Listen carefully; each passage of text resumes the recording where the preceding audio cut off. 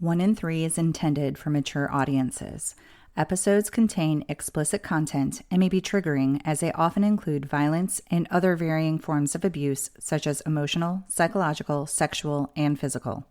In most cases, names have been changed to protect all involved. Please note, statements and opinions of guests do not necessarily reflect those of my own. Hi, warriors. Welcome to One in Three. I'm your host, Ingrid. Some of the stories I have presented ended tragically. In too many of those circumstances, the outcome occurred despite the victim following all recommendations to ensure their safety. My apologies, but today is no different. This is the story of Deanna Cook.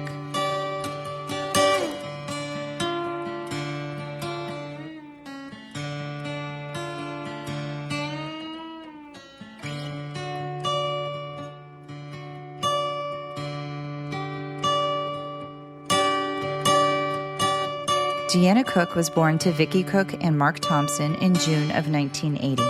The oldest of four girls, Deanna quickly adapted to the role of the oldest child, assisting her single mother throughout her childhood. In high school, Deanna was known to be very athletic and did well in track and field for her South Cliff High School team. She was described as beautiful with an infectious laugh. She had high aspirations of becoming a model or an author. At the age of 16 years, Deanna had her first daughter. She welcomed her second daughter 2 years later at the age of 18. She was a good mother and did everything she could to provide a loving, stable environment for her girls. She moved her daughters to a cute home in a nicer area located in South Dallas. She eventually met Delvecchio Patrick, who is 5.5 years her elder. Despite his previous charges of aggravated assault in 1994 and possession of cocaine in 2007, Deanna began a romantic relationship with him. The relationship was violent from the beginning, and Delvecchio would often physically abuse Deanna. She hoped marriage would change as they married in 2008. Interjection time. So many of us hope different circumstances can or will change our partner's behavior. But here's the thing. Their behavior is because of what's inside of them. It's not because of external influences. Getting married, having children, moving to a different location, or changing professions will not fix them or your relationship. Such was the case for Deanna and Delvecchio. His physical abuse continued and progressively worsened. The first call to 911 came from one of Deanna's friends in January of 2009. Delvecchio had kicked in a bedroom door, grabbed Deanna, and held her up against a wall while strangling her. Deanna's friend screamed at him to let her go. He immediately obliged and grabbed a knife, turning on her friend while threatening to do the same to her. The friend ran out of the house and called police. I deliberately use the term strangling here. Oftentimes, when referring to these situations, people will say choking or choked. It may seem very trivial to draw attention to such a simple exchange of words. However, choking is the inability to breathe due to an obstruction in the airway. Strangling or strangulation is the use of external force or pressure to impede another's ability to breathe. It is a deliberate act to seriously harm or even kill someone. Personally, I feel using the term choked downplays the malicious intent behind the act. So I repeat, Delvecchio was strangling Deanna. He was subsequently arrested and Deanna filed for a restraining order. Delvecchio was released 1 month later on a $25,000 bond.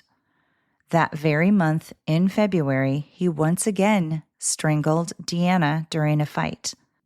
Following the fight, she was able to successfully kick him out of the house. In March, it was documented that he called her hundreds of times with threats. Some of those threats included killing her in front of her daughters, killing her mother, and having his friends sexually assault her daughters. I'm going to attempt to summarize what happened over the next few months, but the accounts get a little fuzzy with the exact timeline and details of what happens. Delvecchio continued to stalk Deanna. In August, he strangled her again and was arrested a second time. At this point, there is still no restraining order that was granted due to Delvecchio being in and out of jail and possible lack of follow-up on Deanna's part. In October of 2009, Deanna filed for divorce. Naturally, Delvecchio wouldn't sign the papers.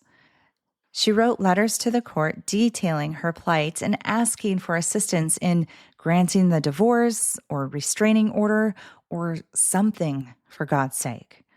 But instead, a judge eventually dismissed Delvecchio's case. Deanna, in just her bra and underwear, ran screaming to her neighbor's house one evening in March of 2010. She was repeating, "He's trying to kill me." The neighbor took Deanna into her home after seeing Delvecchio standing in Deanna's yard.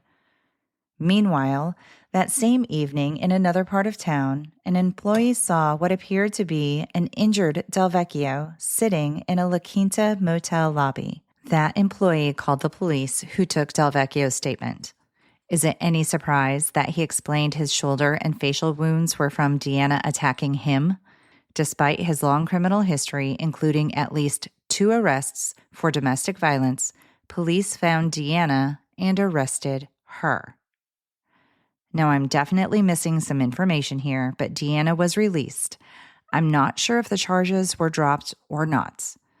And at some point, Delvecchio was arrested again, but I can't find if those charges were related. Regardless, this time he remained behind bars for 1 year. And guess what? As soon as he was released, Delvecchio returned to harassing, stalking, and terrorizing Deanna. Police arrived to Deanna's house in May of 2011, just 2 months following Delvecchio's release, to find her with knife wounds. She reported he had drugged her by her hair, cut her with a knife, hit her, and threatened her with a crowbar. He was arrested again. Deanna tried to file for divorce again. Finally, this time, a judge granted it. Their divorce was finalized in January of 2012. Okay, I know I'm repeating myself here, but Delvecchio was released and returned to stalking Deanna. Per her call to police in May of 2012, he had called her over 100 times. July 28, 2012, Deanna called the police twice. That morning, Delvecchio had knocked on her door and threatened her. The second time she called was later that day on her way to work after seeing him standing in the park directly across from her house. She simply wanted police to remove him from the area. When they arrived, they dropped him off at a family member's house just down the road. Unfortunately, they couldn't arrest him for violation of a restraining order because there still was no restraining order granted. Vicky and Deanna met at church on August 12, 2012, which was their normal routine. What was not normal was that Delvecchio accompanied Deanna. He never went to church. A few days later, Vicky noticed another abnormality in Deanna's routine. The two had set up a daily call around 10 a.m. during Deanna's commute into work. Just a quick side note here, this daily check-in is a really good idea. I know I have mentioned it in previous episodes, but when you are in a violent and unstable relationship, or like in this case, a dangerous situation despite removing yourself from the relationship, check in with someone regularly. And here's why. On August 18th, 2012, Deanna didn't answer her mom's calls or texts. Vicky tried to downplay her concern initially, but Deanna had also not posted on social media. The concerned mom contacted Deanna's friends, even Delvecchio. He mentioned not speaking to Deanna for about 4 days, and over his concern with this, he sent friends to go check on her. The following day was a Sunday, and Deanna did not show up to church. Now this was the last straw for Vicky. She knew something was wrong. After church, she, along with Deanna's 2 teenage daughters and one of Deanna's sisters, went to Deanna's house. Immediately, they noticed something was amiss. Deanna's dog was barking incessantly in the backyard. Stranger still, water was pouring out of the garage. Vicky instantly called the police for a welfare check. She explained the scene at the house, Deanna's history with Delvecchio, and the fact no one had heard from her in days.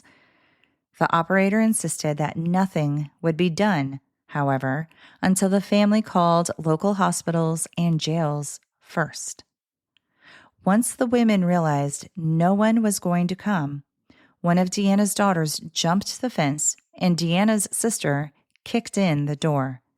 The scene that awaited them was horrific. I'm not going to get into the details because I'm not about the dramatization. What I do want to bring up is a breakdown of the days leading up to this discovery. On August 16th, Deanna called the police again because Delvecchio was across the street from her house again. She explained her history with Delvecchio over the last few years again. At this point, it's really difficult to count how many times Deanna actually had contacted the police regarding Delvecchio. In fact, she even called him on the day she was murdered. The call lasted over 15 minutes and recorded Deanna begging and screaming for her life, along with sounds of a struggle. When the police finally arrived about 50 minutes later, they knocked on the door and left when no one answered. Okay, so all the legal stuff leading to Deanna's murder was a mess. Well, the investigation and the trial were too. There was a great display of victim blaming, of course, as well as drawing attention to Deanna's possible history of mental illness, of course. Despite all of this, thankfully, Delvecchio was found guilty for first-degree murder. He was sentenced to 85 years in prison. Deanna's case gained attention from the community and media. Because of the persistence of her mother and daughters, there were personnel changes and multiple other improvements made to the 911 reporting system, one of which included the mandatory prioritization of domestic violence calls. This is a tragic story, and I really wish it had a different ending. But this is a prime example of how we need to continue to advocate for ourselves and each other. Let's follow the road that Deanna's mother and daughters have paved and insist changes be made in this dark world of domestic violence. Thank you for listening. I will be back next week with another episode for you. Until then, stay strong, and wherever you are in your journey, always remember, you are not alone. Find more information, register as a guest, or leave a review by going to the website 1in3podcast.com. That's the number 1, IN, the number 3, podcast.com.